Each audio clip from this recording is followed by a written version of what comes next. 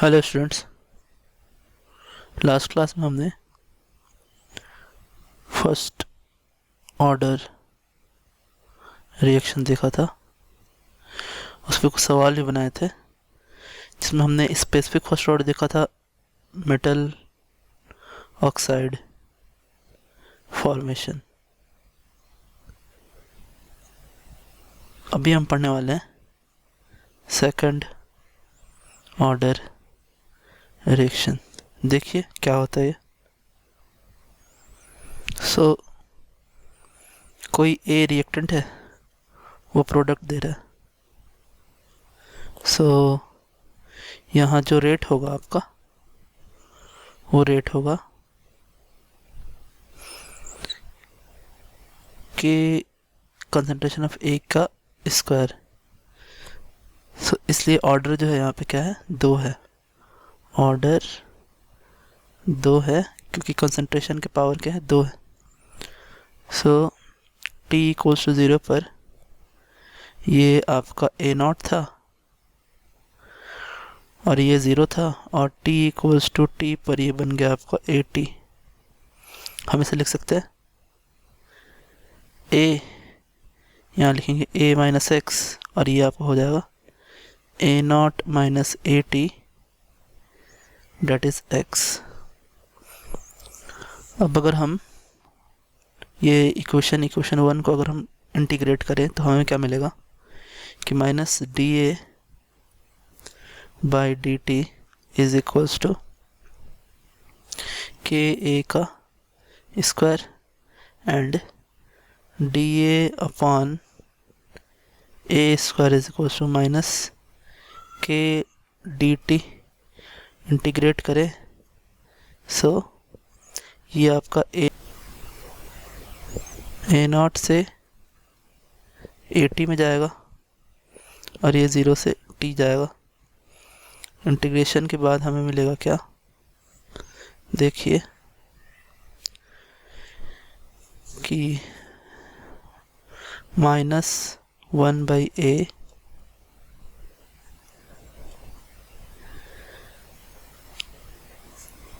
और इस पर लिमिट होंगे A naught upon A T is equals to minus K T 0 से टी के तक। लिमिट पुट करेंगे तो ये आएगा आपका 1 upon A T minus 1 upon A not minus बाहर ही है, minus K T, minus minus cut हो जाएगा। ये आपका देगा क्या, 1 upon A T is equals to 1 upon A not minus plus के T.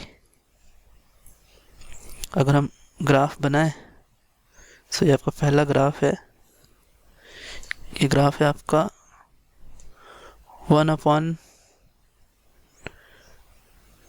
A T versus T का ग्राफ है।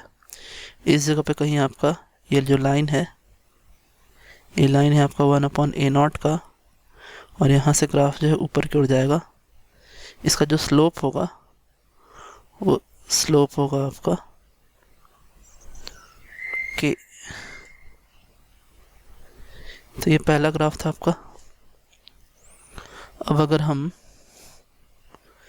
वैल्यूज पुट करें यहाँ पर कि 1 upon A T is equal to 1 upon A naught plus के T. A T is equal to हम रखे ए माइनस है। यहाँ से आपका आएगा क्या कि 1 upon A minus X is equal to 1 upon A plus के T and T is equals to 1 upon K into 1 upon A minus X minus 1 upon A.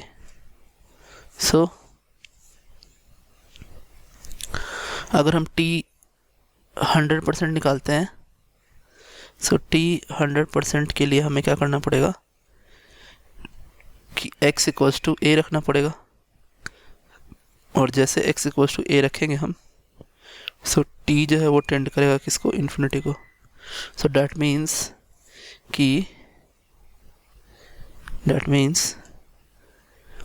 all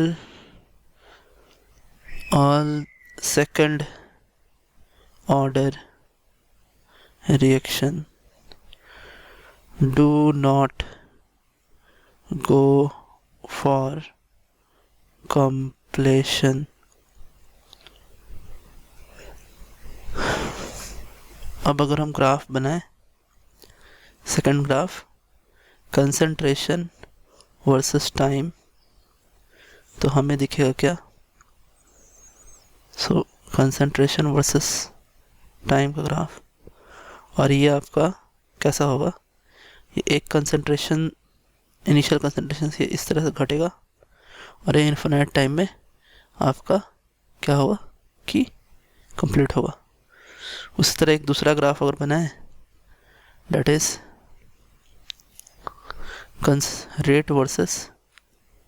rate versus concentration,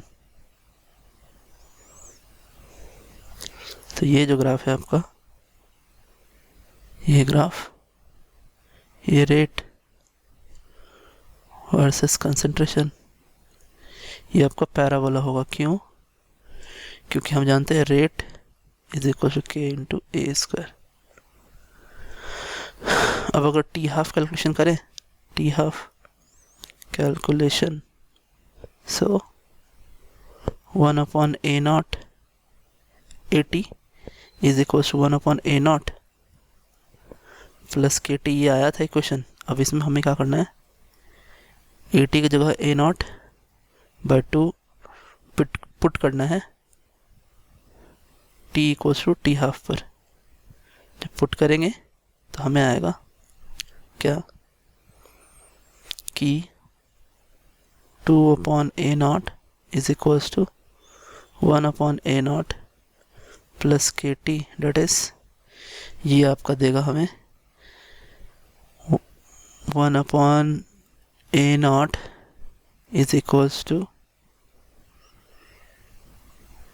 के t half, and t half is equals to 1/a0 k, and t half is inversely proportional to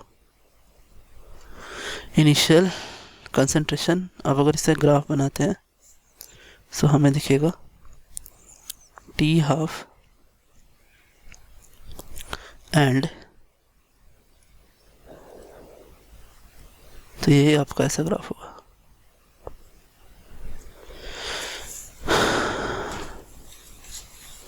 आज के लिए इतना students, thanks, have a nice day.